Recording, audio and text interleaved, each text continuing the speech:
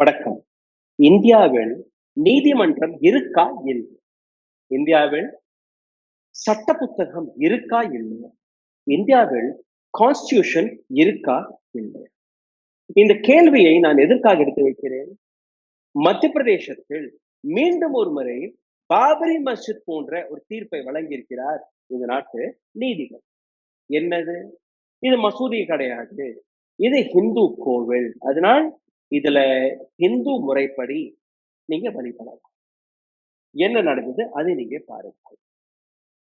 Hindu front for justice இவர்கள் miss Ranjana Agnihotri மற்றும் ஆஷிஷ் கோயல், ஆஷிஷ் ஜனக், சுனில் சரஸ்வத் மற்றும் மோஹித் கர்க் போன்ற நபர்கள் 2022ஆம் ஆண்டு பிப்ரவரி மாதம் 20ஆம் தேதி மத்திய பிரதேஷ் ஹைகோர்ட்ல ஒரு பெட்டிஷனை போடுறாங்க. மத்திய பிரதேஷ்ல இருக்கக்கூடிய போஜ் ஷாலா என்கிற இந்த இடம், இது இந்துக்களுக்கு சொந்தம், போதிக்கக்கூடிய இடம், சான்ஸ்கிரித் யூனிவர்சிட்டியாக இருந்த இடம். இன்னொரு பக்கம் முஸ்லிம்ஸ் மௌலானா கமலுத்தீன் வெல்ஃபேர் சொசைட்டி இவர்களும் இந்த பெட்டிஷனுக்கு எதிராக அது நீதிமன்றத்துக்கு போறார்கள். இந்த மாதிரி இது எங்களுடைய வழிதட்டு ஸ்தலம், இது எங்களுடைய மசூதியாக இருக்கிறது, எப்படி நீங்க ஒரு ஹிந்து கோவில் என்றதை கூறலாம்? சரி, இந்த ரெண்டு விஷயத்தையுமே நம்ம ஒரு பக்கம் ஹிந்துவோடைய கிளைம், இன்னொரு பக்கம் முஸ்லிம்ஸோடைய கிளைம் அப்படின்னு நீங்க வச்சுக்கோங்க.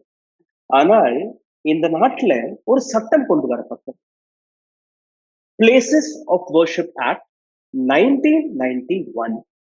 எதற்காக கொண்டு வரப்பட்டது? பாபரி மஸ்ஜித் டிஸ்பியூட், பாபரி மஸ்ஜித் டிஸ்பியூட் மறுபடியும் வேற எங்கேயும் நடக்கக்கூடாது, இது போன்ற பிரச்சனைகள் இந்தியாவில் வேற எங்கேயுமே நடக்கக்கூடாது என்கிற விஷயத்தை நீதிபதிகள் நம்பி இந்த நாட்டு லா மேக்கர்ஸ் பார்லிமெண்ட்ல இந்த சட்டத்தை கொண்டு வந்தார்கள். டிசம்பர் 6ஆம் தேதி இந்த பாபரி மஸ்ஜித்தை நாம் அனைவருமே பார்க்கும்போது இது போன்ற சிச்சுவேஷன் இந்தியாவில் எங்கேயுமே நடக்கக்கூடாது. சரி, இந்த சட்டம் என்ன? இந்த சட்டம் என்ன கூறுகிறது? ஆகஸ்ட் 15ஆம் தேதி 1947ஆம் ஆண்டு, அதாவது இந்த நாடு சுதந்திரம் அடைந்த நாள்ல இருந்து இன்னைக்கு வரை 75 ஆண்டுகள் முடிந்து விட்டது, 76ஆவது ஆண்டு வரப்போகுது. இந்தியா என்கிற அந்த அடையாளம் வெறும் 76 ஆண்டுகள் பழமை வாய்ந்தது மட்டும்தான். இதை நாம் முதலில் நம்ப வேண்டும். நம்மளுடைய வரலாறு இருக்கலாம் 2000 வருஷம், 3000 வருஷம், 6000 வருஷம், எது வேணாலும் சொல்லிக்கலாம். பட் இந்தியா என்று நாம் இணைந்தது எப்ப? இந்தியா என்கிற அடையாளம் எப்ப கிடைத்தது? இந்தியாவிற்கு கிடைக்கக்கூடிய அந்த கான்ஸ்டிடியூஷன், சட்ட புத்தகம், சட்ட திட்டங்கள் எப்ப கிடைத்தது? அனைத்துமே ஒரு 75 ஆண்டுகளுக்கு முன்பு. அப்போ 1947ஆம் ஆண்டு ஆகஸ்ட் 15ஆம் தேதி இந்த வீடியோவில் உங்களை இன்னும் ஆழமாக கொடுத்ததுக்கு முன்பு ஒரு சிறிய கோரிக்கை. எங்களுடைய சேனலை தொடர்ந்து முடக்கக்கூடிய வேலையை பார்த்து வருகிறார்கள். இதனை மீட்டெடுப்பதற்காக உங்களுடைய உதவி தேவைப்படுகிறது. நீங்க செய்ய வேண்டிய ஒரு சில சாதாரணமான விஷயங்கள்: லைக், ஷேர், சப்ஸ்கிரைப் பட்டனை தட்டி இந்த வீடியோவை பகிருங்கள். இன்னும் உங்களுடைய கருத்துக்களை, கேள்விகளை கீழே கமெண்ட் பாக்ஸில் எழுதிவிடுங்கள். இதையும் தாண்டி பொருளாதார ரீதியாக எங்களை முடக்கக்கூடிய வேலையை பார்த்து வருகிறார்கள். அதிலிருந்து மீட்டெடுப்பதற்காக அருகில் இருக்கக்கூடிய QR கோடை பயன்படுத்தி உங்களால் முடிந்த உதவியை நீங்க தெரிவிக்கலாம்.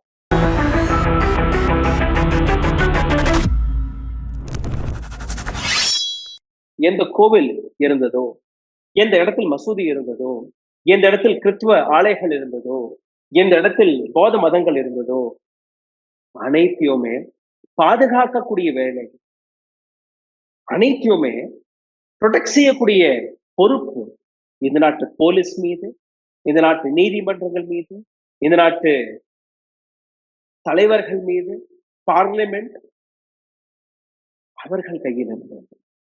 இதுல மிக தெளிவாக ஒரு விஷயம் எழுதியிருக்கிறது. அதாவது Babri Masjid dispute to promote communal harmony. Babri Masjid டிஸ்பியூட்டுக்கு அப்புறம் இந்தியாவுடைய அந்த ஒற்றுமையை சரிபார்ப்பதற்காக இந்த ஆக்ட் கொண்டு வரப்பட்டது, which freezes the religious character of place of worship as they existed on August 15, 1947.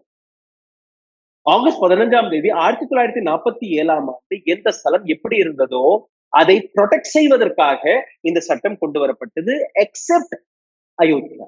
அயோத்தியாவை மற்றும் இந்த சட்டத்திலிருந்து ஒதுக்கி வைத்திருந்தார்கள். மீதம் இருக்கக்கூடிய அனைத்து ஸ்தலங்களுமே இந்த சட்டத்துக்கு கீழே தான் வரும்.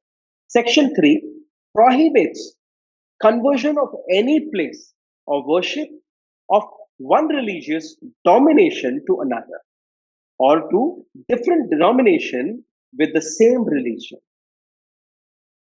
அதாவது ஒரு மதத்தின் நம்பிக்கை இன்னொரு மதத்தின் நம்பிக்கை கிளாஷ் ஆகும் போது அதை ஆக்கிரமிக்க முன்வரக்கூடிய நபர்கள் யாராக இருந்தாலும் அவர்களை நீங்க கைது செய்யலாம், அவர்களை ப்ரொடெக்ட் செய்யணும். செக்ஷன் 4 தெளிவாக எழுதக்கூடிய விஷயம் என்ன? The religious character of place of worship as on August 1947 shall continue to be the same. 1947ஆம் ஆண்டு ஆகஸ்ட் மாதம் 15ஆம் தேதி எந்த ஸ்தலம் எப்படி இருந்ததோ அதை அப்படியே பாதுகாக்கக்கூடிய விஷயம்தான் இந்த நாட்டு சட்டங்கள் பார்க்க வேண்டும். அப்போ இந்த வழக்கு உங்களிடம் வந்த போது என்ன நீங்க செய்திருக்க வேண்டும்? अयोध्या तो झांकी है, काशी मथुरा बाकी है. This is what BJP people are talking now. அயோத்தியாவை நாங்க முடிச்சிட்டோம், அங்க ராமர் கோவில கட்டிட்டோம், இனி காஷி இருக்கு, மதுரா இருக்கு, திருப்பரங்குன்றம் இருக்கு, இப்ப இந்த போச்சாலா இருக்கு. அப்ப நாடு முழுவதும் பாபரி மஸ்ஜித் என்கிற பேர்ல எத்தனை நபர்களை நாம் இழந்திருக்கிறோம். எவ்வளவு பெரிய இஷ்யூ அது. 500 ஆண்டுகளுக்கு முன்னாடி அவர் வந்தாராம், இவர் வந்தாராம். We are not concerned about what 500 ஆண்டுகளுக்கு முன்னாடி பல தவறுகள் நடந்தது. இன்னைக்கு அந்த 500 ஆண்டுகளுக்கு முன்னாடி நடந்த விஷயங்கள் நீங்க சரிபார்க்க போனீர்கள்னா நாட்டையே நீங்க பிரட்டி போடுவதாக இருக்கு. எத்தனையோ இந்துக்கள், புத்தர்கள், பௌத்த மதத்தை சார்ந்த நபர்களுடைய இடங்களை ஆக்கிரமித்து வைத்திருக்காங்க. நீங்க விட முடியுமா? Can you do that? Now, இந்த இடத்துல நீங்க பாருங்க, ரொம்ப தெளிவாக இந்த ஆக்ட் குறிக்கிறது, மிக தெளிவாக. ஆனால் இந்த இடத்துல நீதிபதி அதை என்டர்டெயின் செய்கிறார். நீதிபதி அந்த வழக்கை விசாரிக்கிறார். அந்த வழக்குக்கு சாதகமாக ஒரு கையெழுத்து போட்டு கொடுக்கிறார், தீர்ப்பையும் வழங்கும். சோ அந்த நீதிபதி சட்டத்தை பாதுகாக்கக்கூடிய ஸ்தானத்தில் இருக்கக்கூடிய நபர். நாம் நம்பி ஓகே நீதிமன்றத்துக்கு போனோம்னா நமக்கு நியாயம் கிடைக்கும், நீதி கிடைக்கும் என்று நம்பி நம்ம செல்லக்கூடிய நபர்கள் இதுக்கு மேல போக முடியுமா? Can we do it? அப்போ அந்த நீதிபதி மீது வழக்கு போட முடியுமா? இல்ல. ஏன்னா நீதிபதியும் நம்ம ப்ரொடெக்ட் செய்து கொடுத்திருக்கிறோம், அவர் மீது வழக்கு போடக்கூடாது. நீதிபதி மீது நீங்க வழக்கு போட முடியாது. At least he should be answerable. சட்டம் இருக்கு சார், சட்டத்துக்கு எதிராக நீங்க எப்படி இந்த என்டர்டெயின் செய்கிறீங்க? யாருமே கேட்க மாட்டாங்க. இந்த இடத்துல நீங்க பாத்தீங்கன்னா இந்த டிஸ்பியூட்டிற்கான அந்த காலகட்டத்தை நீங்க பாருங்க. 2003ஆம் ஆண்டு ஏஎஸ்ஐ ஒரு ஆர்டர் ஒன்று வெளிவருது. ஆர்டர் என்ன? Hindu worship on Tuesday and Basant Panchami. Muslims can worship on Friday which is namaz. ASI archaeological survey of India அவர்கள் 2 விஷயத்துமே பார்த்துக்காங்க. ஓகே, இதுல ஹிந்து அடையாளங்களும் இருக்கு, இதுல முஸ்லிமோடைய நம்பிக்கையும் இருக்கு. ஸோ என்ன பண்ணுங்க, நீங்க டியூஸ்டே ஹிந்துக்கள் நீங்க போய் இங்க உங்களுடைய நம்பிக்கையை பூர்த்தி செய்து கொடுக்கலாம். வசந்த் பஞ்சமி அன்னைக்கு இந்த இடத்துக்கு வந்து நீங்க உங்களுக்கு தேவையான விஷயங்களை பண்ணிக்கலாம். ஃப்ரைடே இஸ்லாமியர்கள் போய் அங்க நமாஸ் படிச்சு கொள்ளலாம். இது ஒரு ஒரு லாஜிக்கலான ஒரு விஷயம். பட் 2022 அண்ட் 2024ல Hindu group, Hindu front justice என்கிற அந்த குரூப், இவர்கள் ஒரு பெட்டிஷனை போடுறாங்க. கிடையாது, இது எங்களுடைய பொருள், இது எங்களுடைய சொத்து, எங்களுக்கு தான் தேவை. மார்ச் 11ஆம் தேதி 2024ஆம் ஆண்டு மத்திய Pradesh high court ordered a detailed scientific survey, GPR, excavation, carbon dating. நீங்க போய் இந்த இடத்துல ப்ராப்பரான ஒரு சர்வே எடுங்கள். அப்போ அன்னைக்கு 2024ஆம் ஆண்டு பாரபட்சமாக ஒரு தீர்ப்பு வழங்கப்பட்டது. என்ன தீர்ப்பு? இந்த இடத்தில் இந்துக்களுடைய நம்பிக்கை இருப்பதாக நீங்க கூறுகிறீர்கள். அப்போ இதுல நீங்க ஆய்வு செய்யுங்க. எதுக்காக? சட்டம் என்ன கூறுகிறது? ஆகஸ்ட் 15ஆம் தேதி 1947ஆம் ஆண்டுல இருந்து எந்த ஸ்தலம் எப்படி இருக்கோ அதை அப்படியே ப்ரொடெக்ட் செய்யக்கூடிய பொறுப்பு தானே உங்க கையில இருக்கு. அப்ப எப்படி நீங்க இந்த ஆர்டரை வெளிவிட்டீர்கள்? எப்படி இந்த சட்டம் தவிர்க்கப்பட்டது? இந்த சட்டத்தை மீறி நீங்க இந்த விஷயத்தை நீங்க பார்த்தீர்கள். இதுதானே நீங்க கியான்வாபி கோவில்ல பண்ணீங்க. மதுரால இதான் நடந்துச்சு. திருப்பரங்குன்றத்துல இதுதான் நடந்துச்சு. இப்ப இங்கேயும் இதுதான் நடக்குது. இதே போன்ற விஷயம் தான் அப்புறம் எதற்காக நமக்கு சட்டம்? எதற்காக நமக்கு நீதிமன்றம்? இதுதான் நான் தொடக்கமே கேட்டேன். நம்ம கிட்ட சட்டம் இருக்கா? நீதிமன்றங்கள் இருக்கா? பார்லிமெண்ட் இருக்கா? சட்டசபைகள் இருக்கா? இதனால சிஸ்டமே இருக்கா? கிடையாது. ஏன்னா இது போன்ற விஷயங்களை நாம் தொடர்ந்து பார்த்து கொண்டிருக்கிறோம். இந்த இடத்துல நீங்க பார்க்கிறீங்கன்னா High Court explicitly held that POW Act, Places of Worship Act, is inapplicable under Section 4. Why? Why? அதை நீங்க கேட்டீங்கன்னா they say the site has been notified as protected monument since March 18, 1904. 1904ஆம் ஆண்டுல இருந்து இது ஒரு ப்ரொடெக்டட் சைட்டாக இருக்கிறது. அதனால் இதை நீங்க பிளேசஸ் ஆஃப் வர்ஷிப் ஆக்ட் கீழ கொண்டுட்டு வரக்கூடாது. அண்ட் வாட் அபவுட் தார்? What about this entire problem?